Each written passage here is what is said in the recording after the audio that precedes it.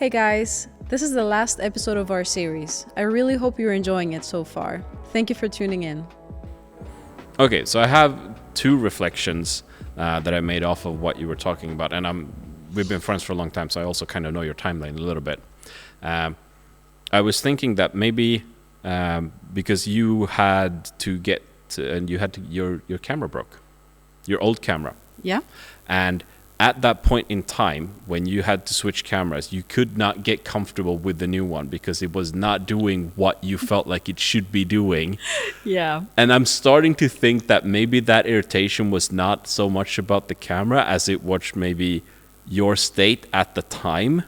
Oh my god, yeah. You might be right about that one.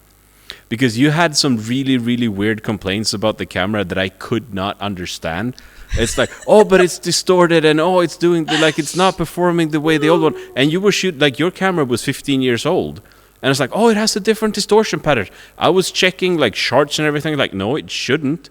But I'm starting to think now that the reason why you were irritated with these things was that lack of buffer, that Yes. kind of irritation with everything almost. Mm-hmm. And also, if you think about it, that's just an indicator of lack of flexibility. Yeah, because you want everything to be exactly the way it was. Exactly. It's just black and white. This is how it's supposed to be. This is not how it's supposed to be.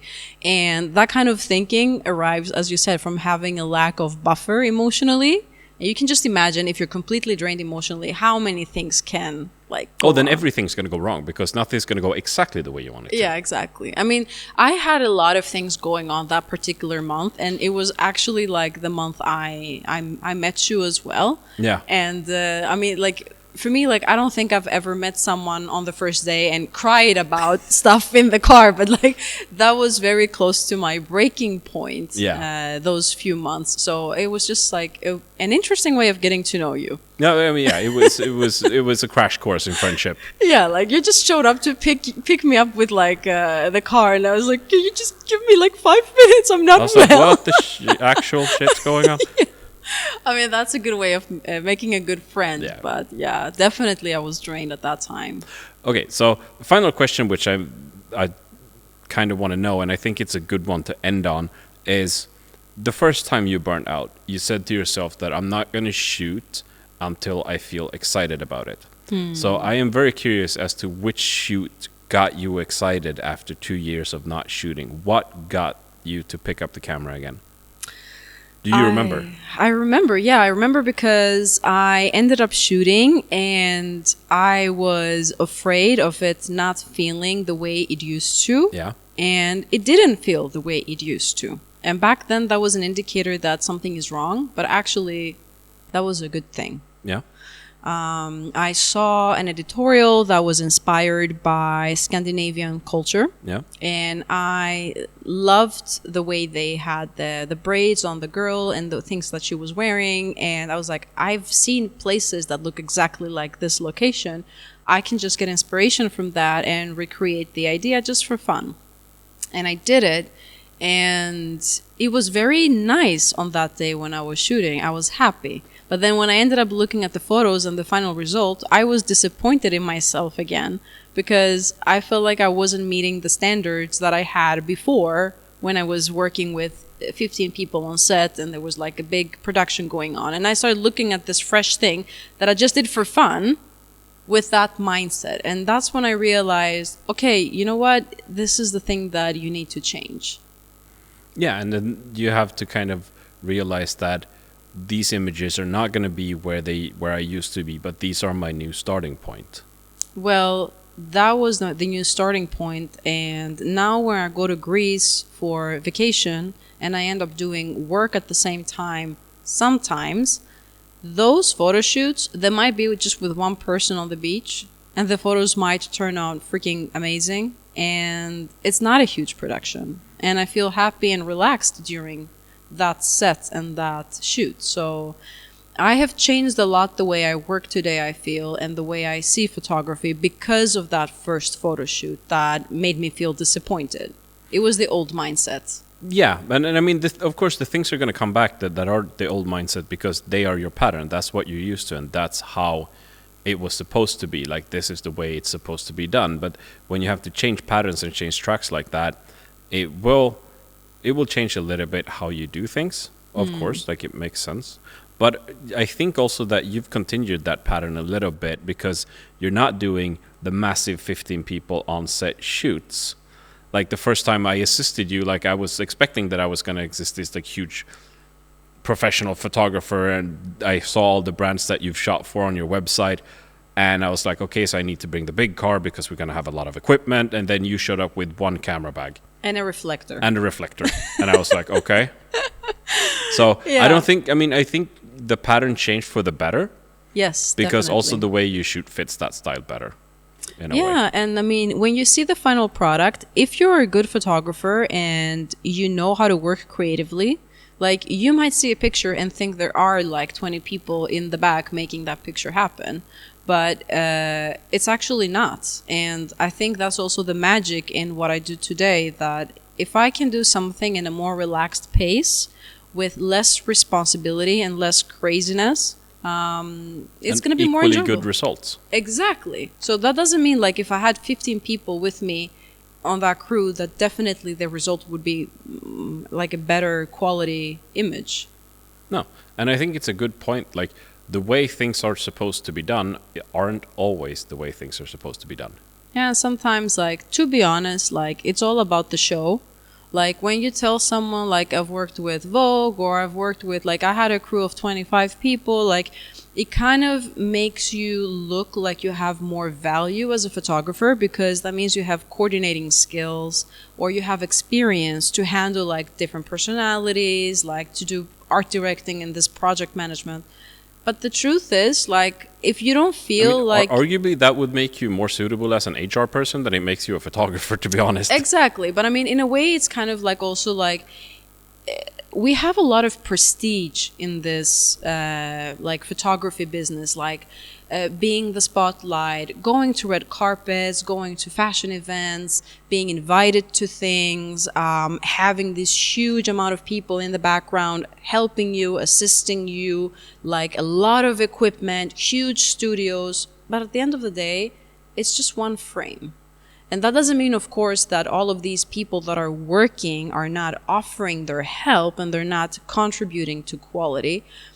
But there is a fine line between where there is actual assistance and where it's becoming more of a prestige for impressing your future clients. Yeah, there's always a little bit of a borderline there. And I think it's the social media that has made us a little bit more performance-oriented, at least for myself. I can see that it has made me very cautious of how I look, of what I do, and how frequently I am involved in things. Yeah. It gives you a sense of importance. And if you're not important, what are you doing with your career? That's kind of like the train of thought. Yeah. And the catch-22 that you're getting like caught into. Yeah, no, I agree. And it goes back to what we were discussing a while ago about the learned social skills. Like if you don't have them, then you don't have the clients, and if you don't have the clients, then you don't have the social. Like it all perpetuates itself in a way. Because if you're not invited to the events, then where are you going to meet the clients? And if they don't see you on the, also even if you are at the event because you got invited through somebody, for example, if they don't see you afterwards, if they don't see your Instagram, if then they don't see your website, then you're going to disappear from their mind anyway. But it's also a little bit like, how can I say this? Like, there are events, for example, that are important for your networking, but most of these things are ego-boosting things a lot of times. Like, we want to be involved in things that sometimes are not related to what we're going to do or who we're going to become as photographers or the kind of people that we want to meet. But we still want to be involved because that makes us feel like we are important for this industry. We're being seen. Yeah. It's recognition. Yeah. Like, just being able to say I was in Paris Fashion Week, or just being like, it doesn't matter who the designer was. it matters that I was invited and Yeah. I can say that thing because that's going to give me clients. So it's really important to not be too attached to the prestige that comes with these things, because it looks really glamorous on the outside, but it can also affect the way you see yourself, I think. Yeah, but do you think also that being at these events adds credibility Yeah. to your work? Yeah, suddenly your photo is amazing. Oh yeah, but also the people that haven't worked with you before, the potential new clients that you have, and then they see on your Instagram stories like, oh shit, she's at Paris Fashion Week. Like, okay, this is high profile. This is an accomplished photographer. We can hire her because we have confidence that the result is going to be good. Yes. I am guilty of one thing, and I've walked away from it as the years go by. It's still a bit of a habit, but I always consider myself a logo chaser. And the reason why I was chasing the logos was not because I needed it for narcissistic reasons. It was more, I was afraid that I wasn't going to get credibility as a photographer just from not having any logos and having high quality pictures. Yeah. And there is a lot of people that are feeling the same way till they get some logos to justify the art they're creating, which they might think is good.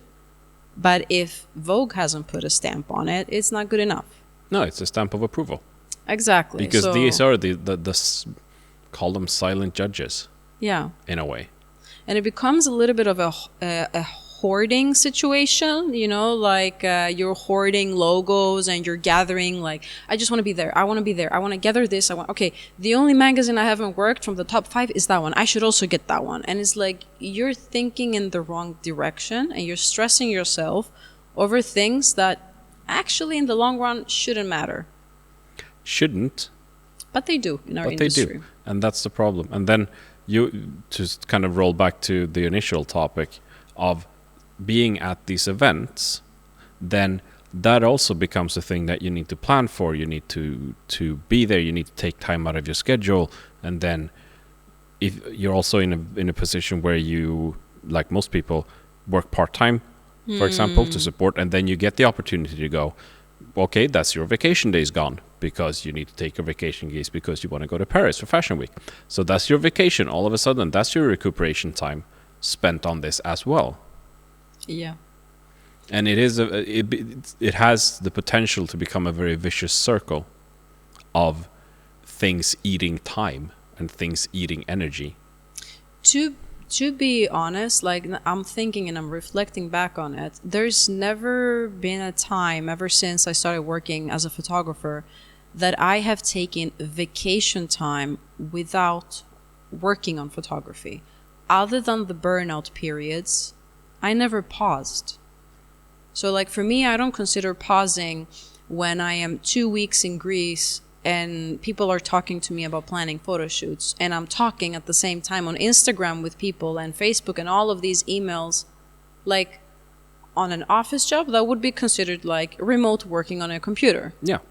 But for me, I'm like, it's just fun, you know, you're talking with someone, but you're occupying your brain constantly. Yeah. And you're occupying it with work, even though it is your passion. And that's what we struggle with, because turning off something that is your passion is really, really difficult. Yeah, but also like if you look at the stories on social media during those 2 weeks that I might not be shooting anything, but I am talking to people constantly, you're seeing someone sitting at the beach, having a mojito, enjoying their time, having a coffee, looking at this beautiful like scenery. It's so zen, it's so chill. Oh, that person is not. Like they're relaxing. Oh, no. What do you mean you feel stressed? Like it doesn't make any sense. But if you have like 20, 30 messages per day, even at that scenery, you're still working and you're not taking a break. No. And I feel like there's an addition that could be made to the kind of quote that we started with, which is if you work with what you love, you'd never work a day in your life. You do work. You work all the days of your life. You work more than Yeah. if you hate your office job or whatever job you're doing. You're probably like investing less energy rather than what people are doing. Yeah. And then when you leave that job, you leave that job. Yeah, you don't care. You don't No. think twice You about go it. home. Yeah. And if someone says to you, like, let's say you're a barista and you're doing like this job and you don't like the job you're doing and you're just doing it to like pay the bills. And someone says like, I really don't like your coffee skills. I don't like you as a barista. I don't feel like your cappuccinos are like a 10 out of 10. You'd be like, well, all right, it's drinkable. You're not getting poisoned. So it's good enough. Okay. But for photography, that criticism can take you like down a negative down spiral that is like out of this world. Yeah. Yeah. Like, No, it definitely hits different when it is a passion project. Because as much as we don't want to admit it, the approval of what we do and that people like what we do holds value. right? You might be doing something for like 15 years and you post a picture that you think is amazing and suddenly it's not getting enough likes. And suddenly your self-image and self-esteem is like being affected. Yeah, because that barista is not going to put his self-value on his cup of coffee. We do put some part of our self-value on the images that we create. Yeah, because creativity it's coming from your inner world, Yeah.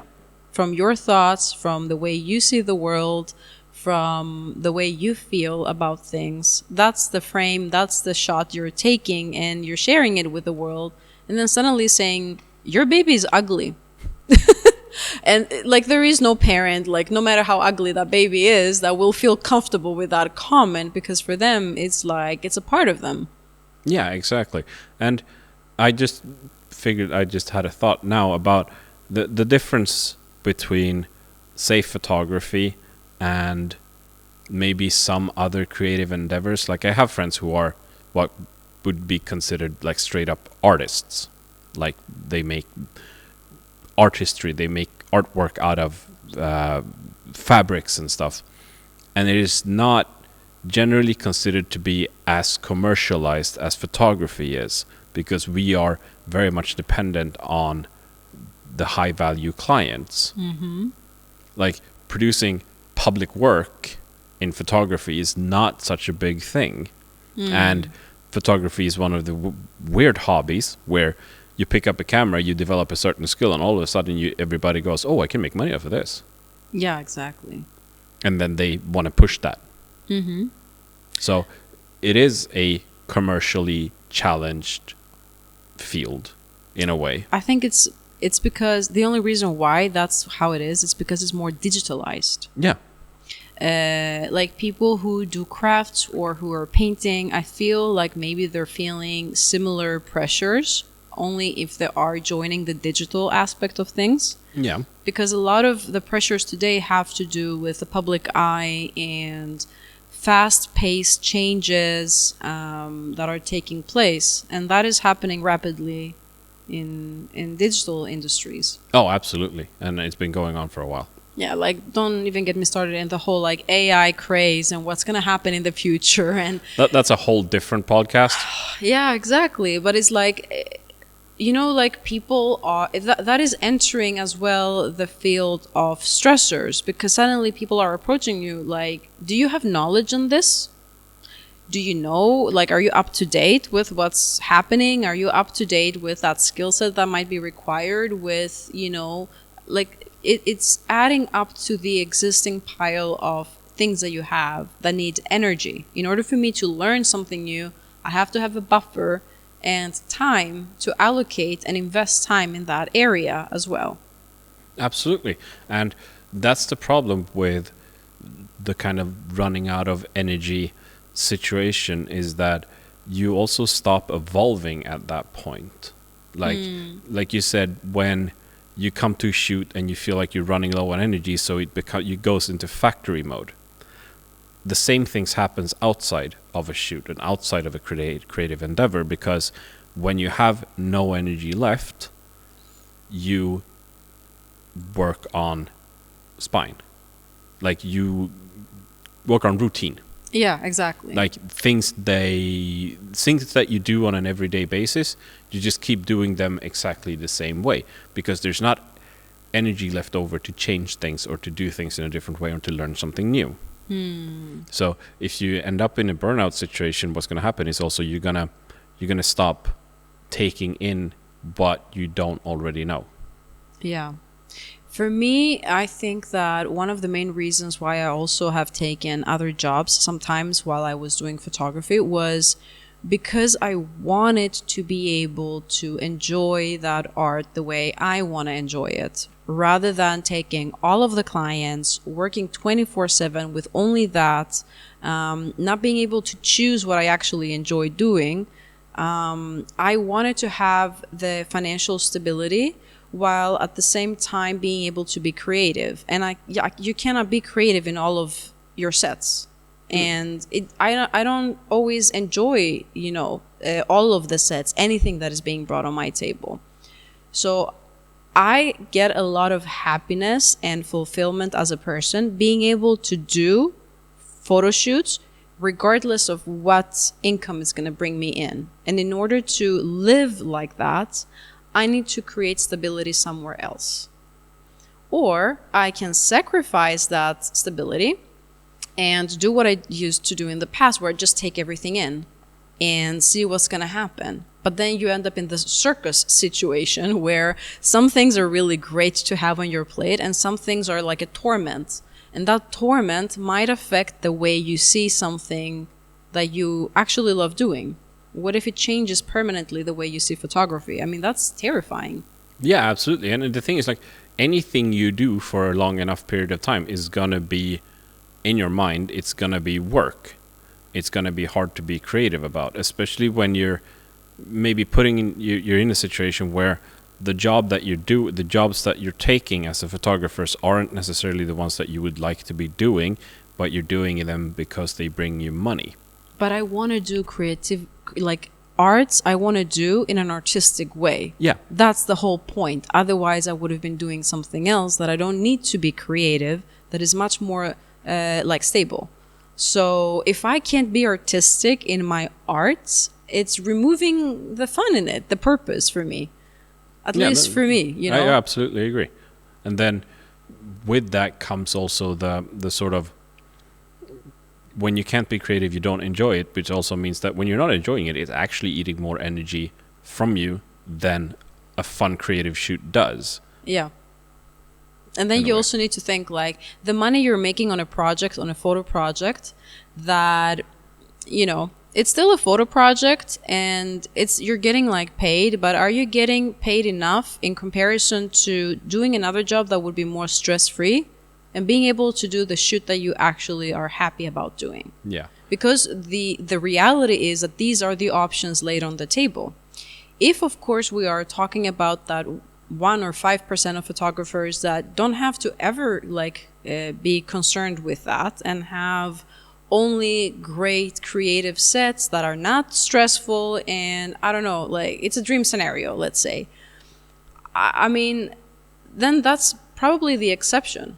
But for most of us, these are the options we have to look at, and you need to be able to enjoy your life and to do things the way that makes you feel fulfilled. Yeah, absolutely.